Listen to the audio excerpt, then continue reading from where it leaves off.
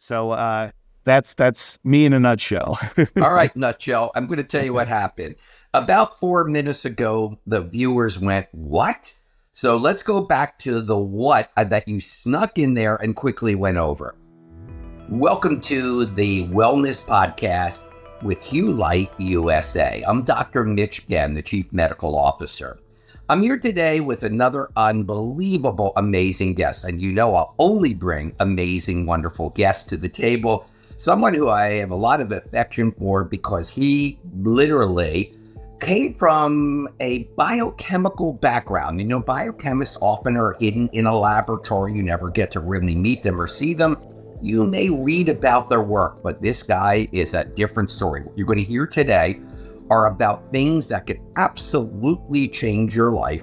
Plus, not only will they change their life, they'll change the life of your family. These are things and products that will make a difference in your whole life forever. And I think you're going to very much enjoy them. Rik, thank you so much for coming today. I know you're extremely busy, have people out of town, but you know what? It is a pleasure to interview you here on the Wellness Podcast. Thank you. Dr. Mitch, thanks for having me. It's always a pleasure. Well, listen, let's talk about your background. Let's jump right into this. You're a biochemist. How do we go from a biochemistry degree to becoming the owner of Nutra Pharma? And from what I understand, there are several other companies. Tell us first a little, we need to know who Rik is. Okay. Well, I'm a biochemist. I like to say I'm a little different in the field because I'm both a nutritional biochemist and a pharmaceutical biochemist. So basically, my graduate work, my postgraduate work was almost exclusively in what they call computer adaptive drug design. I would design molecules in a computer and then match them up against where those drugs would have effect in the body. And then we could tweak the drugs over time to see if they could be more effective with less side effects. And it was theorized that for every hour we spent on the computer, it could save you a whole year in a research lab. And so it was really very targeted research. To that end, I did a lot of work on camptothecin analogs for the treatment of cancer. In fact, from our lab, the drugs irinotecan and topotecan came. That was at Duke University Comprehensive Cancer Center. But I was working as a consultant doing computer adaptive drug design when I got married, and my wife had expensive taste, so I had to start making money. So I got a job at Rexall Sundown, and I tell you, I was kind of a jerk when I first got to Rexall because I was a real scientist. And we used to call the guys that did the vitamins and minerals and herbs, we called them herbal gerbils, you know? And the joke was if someone was a naturopathic doctor, they had an ND. We said ND stood for not a doctor. My gosh. That was the joke then, but I take that back because I met some incredible researchers with incredible backgrounds that were doing really cutting edge research in the late 90s. And I learned a lot about dietary supplements and herbals and traditional Chinese medicine and Ayurvedics and even homeopathy. And I became a nutritional biochemist. So to that end, today I have two lives. I run Nutra Pharma Corporation, which is a publicly traded biotechnology company. And we primarily have drugs, over-the-counter drugs, and ethical drugs from venom, mostly from Cobra venom. We use Asian Cobra venom, peptides, proteins, to act as painkillers, immunomodulators, and even antiviral medicines. That's Nutra Pharma. And then on the dietary supplement side, I had the great fortune to work for Rexall Sundown family of companies. I formulated over 100 different dietary supplements. We did over 50 clinical studies on those supplements. I got to travel all over the world to discuss how these things work and answer questions to the distributors and the resellers of the product. And lastly, I actually got to write 2 books. So I wrote a book called Are You Age-Wise? A Guide to Healthy Aging, and it talks about the concept of healthy aging, not just anti-aging. You want to get older, but you want to get older healthy. And then my last book was called Invisible Killers, and it's all about toxins in the environment, how they affect us, and then what we could do about avoiding the toxic exposure, mitigating the risk of toxic exposure, and then actively detoxifying. And that's all from my work with natural zeolites, micronized and activated clinoptilolite. So that's me in a nutshell. All right, nutshell. I'm going to tell you what happened. About 4 minutes ago, the viewers went, what? So let's go back to the what that you snuck in there and quickly went over. You went from being at a Duke behind the bench type of biochemist to working with cobras. There was a gap in that. Yes. And plus people are thinking, a snake venom? So we need to go back to that subject first, because that is a very important one. I knew very little about use of snake venom, Asian cobra venom, before I met you. Now, you and I have become friends. You make a huge amount, pretty much most of my products. And you introduced me to this concept. And I didn't realize until you showed me there's a massive amount of literature. So what I need you to do is give me just a sentence or two to jump you from that biochemist to that Cobra, which now you work with a Cobra farm down in Homestead, Florida, or somewhere near there. Yes. Taking the venom and making it into products that I use, and the efficacy is something out of this world. And people really need to know, because the first thing comes from, wait, did he say like this type of thing coming out? And the answer is yes. So let's take a brief moment, go back, because we need to understand how these cobra venoms are medicinal, not poisonous. What do we do with them, and how do we use them? So go ahead, you bridge the gap now. I'll do my best. But to bridge the gap, really, we have to just take a step back to some of my graduate work. I worked in a lab at Florida Atlantic University, and they work with cone snail venom. And cone snails are venomous snails in the ocean. There's over 500 species, and the venom is highly neurotoxic. Basically, the snail sits in the bottom of the ocean. It sticks out its tongue, which looks like a worm. When a fish comes close to eat the worm, it stabs the fish, injects the venom, which paralyzes the fish, and then drags the fish in and eats it. Really incredible mechanisms. But we were studying venom components from cone snails, and I was specializing in alpha and omega conotoxins. And alpha conotoxin binds the acetylcholine receptor and does a lot of things. In fact, the first drug I ever worked on was an alpha neurotoxin from cone snails. It's being sold today as Prialt, Prialt, which is an intrathecal pain drug. It goes in implantable pumps in place of morphine. And so I worked on that first. And what was happening, though, is it was really, really, really hard to get enough cone snail venom to do anything, because it's really hard to milk a snail. And when you do, you only get a few drops of venom. And as I was studying alpha conotoxins, I stumbled on research on alpha cobra toxin, which is a very similar peptide from cobras, but when you milk a cobra, you get a lot of it, a ton of it. And it has a very similar mechanism of action. It binds to only one subtype, the alpha-7 subtype of the nicotinic acetylcholine receptor. So it does a lot of the same stuff that I saw in my graduate research, but it was much more readily available. So that's how I jumped from cone snails to cobras. And then as I started digging through the literature, I found that there was hundreds and hundreds of published studies, but 47 published human clinical studies using small amounts of cobra venom in the treatment of intractable pain with incredible safety records. And so I went on a tear in mid-2000s, been from 2004 to 2007, where I bought up all the intellectual property that surrounds the use of cobra venom in the treatment of pain. And now Nutra Pharma has 21 patents, but we have 3 key patents around that intellectual property. One for using cobra venom to treat pain, one to use cobra venom to treat autoimmune diseases, and we focus on multiple sclerosis, and one to use cobra venom to treat viruses. And in essence, it's really just this mechanism where it binds that one receptor, and that receptor is in the central nervous system. So it helps modulate and mediate nerve signals to and from the brain. So pain is a big signal, it becomes a little tiny signal and becomes, you're able to handle it. And that same receptor happens to be on the surface of certain white blood cells that mediate and are the gate for inflammation. And so it becomes anti-inflammatory as well. It's a very cool mechanism. Before you go further, and this is something you may feel comfortable answering, I hope. So we have something, and you haven't even talked about its comparison, which I'm going to ask you in the next breath. But at this moment, why would the pharmaceutical industry not use something that is, which you're going to tell us how effective in comparison to the opioids, morphines, and things of this nature? Why would they not have eaten the patents up themselves? Why would they taken them and ran with it, and you did? Yeah, so some of it is just the size of our company. We're a small company. Some of it is just the regulatory pathway we chose to use. So back in 2009, we actually met with the FDA and we were talking about, could we get this product to market and what would it take? Right. And normally we'd have to go through phase 1, phase 2, phase 3 clinical studies, after market data. We estimated it was going to cost about $500 million and take about 12 years.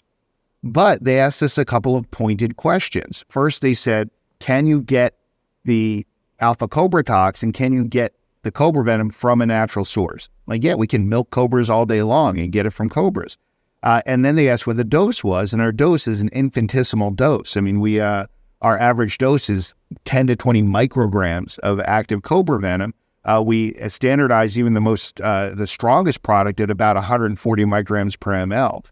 So it's an incredibly small dose. And we know a lot of times that things that cause damage at high doses are incredibly therapeutic at low doses. And so when we mentioned that to the FDA, they told us we qualified as a homeopathic drug, an infinitesimal dose of a natural product. Asian cobra venom, Naja coathia, and Naja tripudians is already in the homeopathic pharmacopoeia. And so we relied on that regulatory environment to launch our first product in 2009. And so as a homeopathic, we're wholly derided by the allopathic community. You know, the average medical doctor sees homeopathic and assumes it means it doesn't work. The average, researcher is going to say it's homeopathic, therefore it doesn't work, ignoring the fact that there are a lot of homeopathics that have incredible research behind them. And ours, like I said, has 47 published human trials that support these levels of cobra venom in the treatment of pain. Sounds great. I'm Dr. Mitch Ghen, the Chief Medical Officer of Hue Light USA, talking to Rik Deitsch, an amazing, intelligent person that's taken the concepts of things that were out there, never used properly before, although there are studies that you've shared with me on cobra venom and cancer, pain, etc. At this point, I want to just take the same thing we're talking about and let's do a comparison. Talk about, isn't it easier for a patient just to take a drug like morphine? What are the differences between an opioid, which of course are addictive, etc., and using the cobra venom? It's a great question. And I get a lot of trouble when I start comparing. In fact, we got a warning letter from the FDA in March of 2019, specifically because we were comparing ourselves to opiates. At that time, we had already gotten over 1,000 disabled American veterans off of opiates in favor of our cobra venom products. So I have plenty of data to support that. Our last published animal study was a rat model that compared directly to morphine. And we found that not only were we more potent than morphine, we lasted 6 hours longer than morphine in the rat model, but because we need such small doses compared to morphine, we're 600 times more potent than morphine on a molecular basis. So we know that it's better. We know it's non-addictive, non-narcotic, non-interactive. And that's the best part. So when I work with people that are on opiates, I tell them, do not go off your medication. Stay on the exact protocol you're on now and add our products. And what they're going to find is that they need less and less and less of whatever else they're taking over time. And eventually they do get off the opiates. And I'm not saying our product is intended just to get off opiates. It's intended to treat pain and inflammation, but it can do it all by itself. In many cases, when you have two different drugs or two different products that have different mechanisms to the same action, you wind up with a synergistic response. So the way opiates work in treating pain is very different than the way cobra venom works. So you wind up with a very synergistic response. And it's not just opiates. If you just take ibuprofen or naproxen or acetylsalicylic acid or acetaminophen with the cobra venom, you have an exponential benefit with the two different pain relievers. So I tell people they can certainly use the products together, but they're going to find over time they'll do fine just with the cobra venom. So Rik, the cobra venom is meant for blocking this particular acetylcholine receptor. It is for chronic pain. I think we need to make that distinction, not for acute pain. You bang your elbow Although I have found using the gel, it does work for that acute pain as well. I want you to know Yes. that, and you can remark to that. But for people that have had chronic sciatic, chronic pain, even cancer pain, I have effectively used this in more than 85 to 90% of the patients just by adjusting the dosage. We do make it in a gel, of course, and also in a spray. There is no question, there is a resultant that comes from doing that. But, and I do explain the but in a spray, and I'd like you to take it up just one step further, it does require a few days to get it working. And I get that same thing about the fifth day. People say, "Oh my gosh." Yeah. Tell us why. Well, I want to take a step back. First of all, it's a little bit of a misnomer. You talked about blocking the receptor. It modulates the receptor. Right. So it's not an agonist or an antagonist. Through steric hindrance, it kind of blocks it. I think of it like the goalie at a soccer net where he's blocking some balls and some are getting through, So it mediates and modulates the signals going through the nerves. Okay. If we just blocked it, it could have dangerous side effects. And if we left it wide open, it would have dangerous side effects. So modulating that receptor is really important. The way the peptide binds to the receptor, and this is unique among venoms, neuropathic venoms, the protein, the peptide, doesn't fit the receptor perfectly. And we've seen this time and time again. Normally, you have lock and key. Some enzyme fits a receptor, some ligand fits a ligand-gated receptor, and if it doesn't fit, it doesn't work. It's got to fit perfectly. These venoms are really unique because when they come up to the receptor actually changes shape. It makes a conformational change to accept the peptide. That's called induced fit. And like I said, it's unique among venoms, among different neuropathic venoms. The coolest part about that is with continued use, the receptors get more and more used to the conformational change. And so it works better and better and better over time, which is fascinating because it's the exact opposite of every other pain medication in the world. Every other pain medication, you grow resistant to it, and you have to have higher doses until you hit something called a ceiling. You hit the ceiling, and you have to change drugs because it doesn't work for you anymore. With our products, you need less and less over time to get the same benefit because your body gets more sensitive to it over time. Interesting. And it is amazing the way it works. And I find the gel does work in acute situations and a little bit quicker for things that you can get to easier. When I say the gel for the folks watching, meaning to put on a knee or a joint, something that you physically can touch very easily. Last question on this subject, and then I want to jump to something else with you. People that are watching this podcast are saying, okay, it sounds amazing. I want to try it. Can I get poisoned? It's a great question. Yeah. And I try to tell people, anyone that hacks scare from my oral Cobra venom, I try to remind them that botulism toxin is the deadliest substance on the planet. Pound for pound, botulism toxin is the deadliest substance on the planet. 1 kilogram of botulism toxin in the New York City water supply would kill every man, woman, and child of the city of New York. And yet we inject it into our faces. Okay, no one thinks twice. Say, is that going to hurt me? Yeah, of course. That's Botox. So we're talking about incredibly smaller amounts of the Cobra venom, much, much, much smaller than has ever shown damage.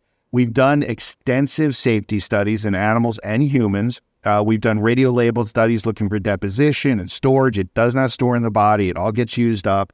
And we found we've given healthy volunteers the equivalent of a 30-month dose without side effect. So we know it's incredibly safe. You really can OD on it. The only issue we've seen is people that would report something like a headache or muscle cramp or lower back pain associated with kidney pain. All of that is dehydration. And this is part of the anti-inflammatory mechanism. When you take this as an anti-inflammatory, you will lose fluid because the fluid causes the inflammation. So as you lose some fluid, you can be slightly dehydrated, which can lead to a headache or cramping muscles. So we tell people, especially if they're using a high dose, make sure you're drinking plenty of water, and you should have no issues whatsoever. Great. One last comment, and then I want to jump to a different subject, and that is, You didn't mention, but I will mention that these products are also extremely safe. I know I've used them in my pets as well. Yeah. That were having pain for whatever. I know you have a pet product. I've taken my adult product and used it in my pets very successfully. And I think that people should be aware of it. Let me go to zeolite. People are very unfamiliar with that word. And so tell us about what zeolite is and then what you did with it, because I believe, if I'm correct, that you're one of the pioneers in this area of zeolite, have written about it. And of course, the product that's developed from it is quite different. So, I know we could talk for hours and hours about all the products, and you're making so many for me. And we definitely will look forward to doing more in the future together, no question. But let's do zeolite, because that is I know it's near and dear to your heart as well. So let us know, what does that mean? What is a zeolite? Yeah. So I've been working on this since 1997. So zeolites are natural compounds. They're formed in volcanic ash. So when a volcano explodes and a lot of the ash goes into the salt water, with the pressure and the heat, it forms these crystalline minerals, these aluminosilicates. All they are aluminum, silica, and oxygen, and then what they call exchangeable cations, things like magnesium and calcium that go into and out of the zeolite. And zeolites are cool for two reasons. First, they're negatively charged. It's one of the few negatively charged minerals found in nature. When you think about magnesium and calcium and sodium and phosphorus and potassium, they're all positively charged. So zeolites are one of the few negatively charged minerals found in nature. The second thing is they have a cage-like structure. They have a ton of space inside. In fact, the first zeolites were identified because the scientists took powdered rock, dry powdered rock, and heated it up, and it boiled. Steam came out.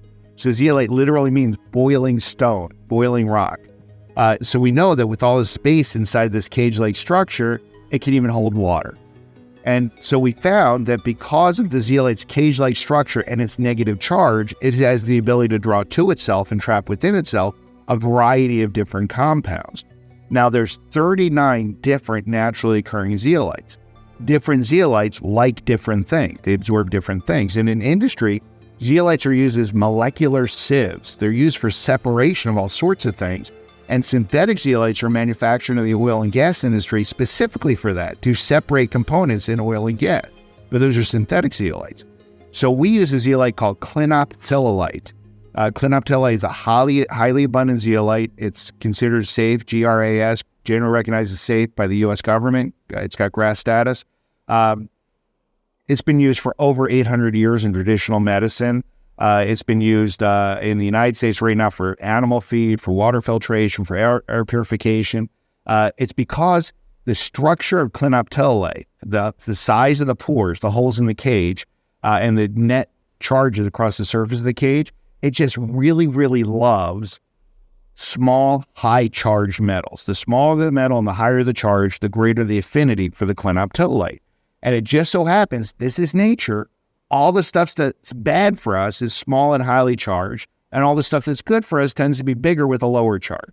So the zeolite loves mercury, lead, cadmium, tin, bismuth, arsenic, antimony. It doesn't like calcium, magnesium, phosphorus, sodium, potassium, all the things we need. And so it's incredibly efficient as a chelator to remove all the bad stuff without removing any of the good stuff.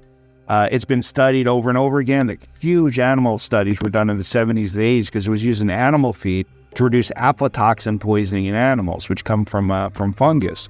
And then they were concerned, well, it's removing the poisoning from the animals, but is it also removing healthy stuff? Is it making the animals less nutritive because of the zeolite? And they found that not only the animals were not less nutritive, they were actually more. They had higher nutritional status when they took the zeolite. And we believe that's because as the zeolite pulls out heavy metals and toxins, it's actually allowing for better uptake of the good stuff. It prevents the competition of uptake with the heavy metals. And then, we've been using it now. You talk about me as a category creator.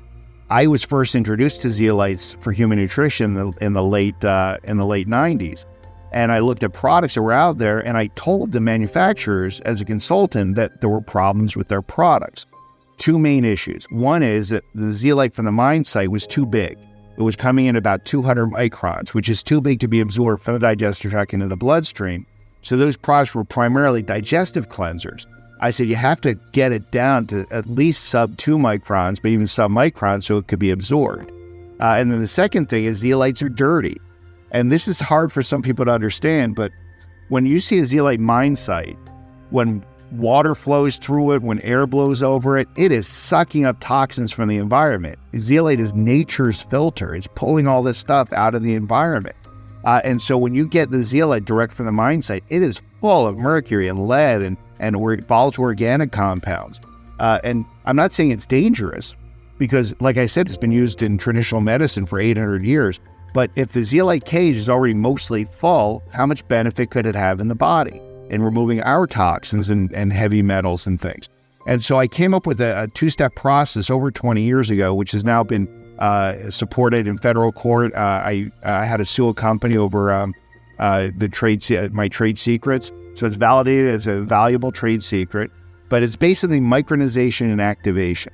I crushed the zeolite over and over again using high pressure and centrifugation. So I wind up with a consistent submicron particle, or smallest particles are 457 nanometers.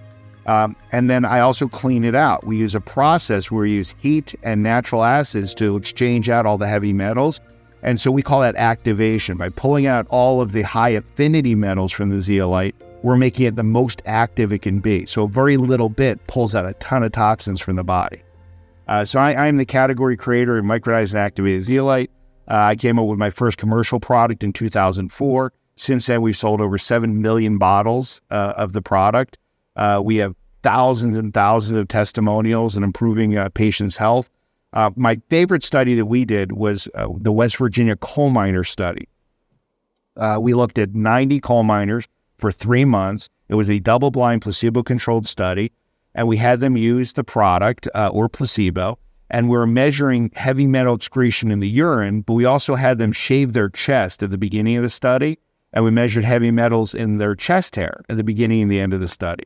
And we found that we saw as much as a 15-fold increase in heavy metal excretion while they were using the product. My two favorite things from the study were, first, all of the patients on the product reported more energy during the day, better sleep quality at night, improved cognitive function. They were thinking clearer. A lot of people said it was like a cloud lifted off my brain. And the thing that surprised me the most was improved visual acuity. Their vision improved. And we think that's a downstream implication of just a healthier liver, producing more glutathione and making the eyes healthier. So I love that. The second thing I love is when we told them to take the product, we said, you can take it anywhere you want. It's in a drop as a colloidal suspension in a liquid. We also have capsules, but we said, take it any way you want, just get it into your body. So we had them put in their food, in their drink, but we said, however you take it, be consistent the way you take it and let us know. So it didn't matter how they took it. One guy put it in his scotch every night. It didn't matter how they took it. As long as it got in their body, they got the same benefit, which I was fascinated by that. As I said, I'm the category creator. Back in 2004, 2005, we launched our first commercial product. But since then, now there have been dozens and dozens of low-level imitations out there. And if you look at their websites, they use my research, they use my content to basically support their products. And I can tell you that the very first product, and I can say this because the company's now out of business, the very first competitor we had was a company called Denali. They had a product called Denali Tox. And people said, oh, they're coming after you. They say they're better than you. They figured it out. They're better than your research. And I didn't even want to talk about it because sometimes when you talk about a competitor, you're elevating them. And I say you don't have to swing at every pitch. So I just let them launch the product and see what happens. And the first thing is the product turned your teeth green when you took it, which I thought was a negative. And then second, it put 5 people in the hospital with liver failure for aflatoxicosis because they were using uncleaned humic and fulvic acid as part of the product. And that can be dangerous.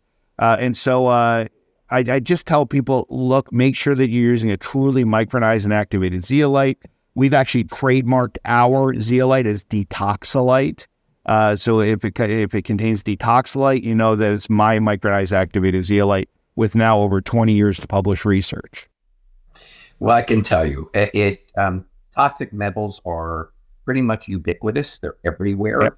I don't think people realize how they impact human nutrition. These toxic metals are not needed in any way, shape, or form for our health. As a matter of fact, they impair the cellular capability of working. One last question for you, Rik. Is it a product, zeolite, that you would believe, since it does not take out the other vitamin and minerals, could someone take it right along with their other vitamins and minerals on a daily basis? Because no matter what you put on your skin, what you breathe in the air, you're going to be exposed to these toxins. So would you say this product should be used pretty much, from what I'm hearing, for every single individual to be able to remain and keep healthy along with their nutrition, side by side with their nutritional program? Okay, so there's a two-part answer. The first one is, as I mentioned before, there were huge studies done on animals, and they found that the animals that got the zeolite had higher nutritional status. And the belief there is that when you're eating food and it has heavy metals in it, because lead is in food, arsenic is in food, those heavy metals are competing for absorption along with magnesium and calcium and sodium and phosphorus. So if the zeolite is pulling out the heavy metals, it's actually becoming a nutritional enabler, allowing you to get better value from the food you're eating. So you're getting better absorption of those nutrients, and that would mean the same as your supplements. So if you're taking this with other supplements, you're probably getting better value from those supplements because you're avoiding that competition.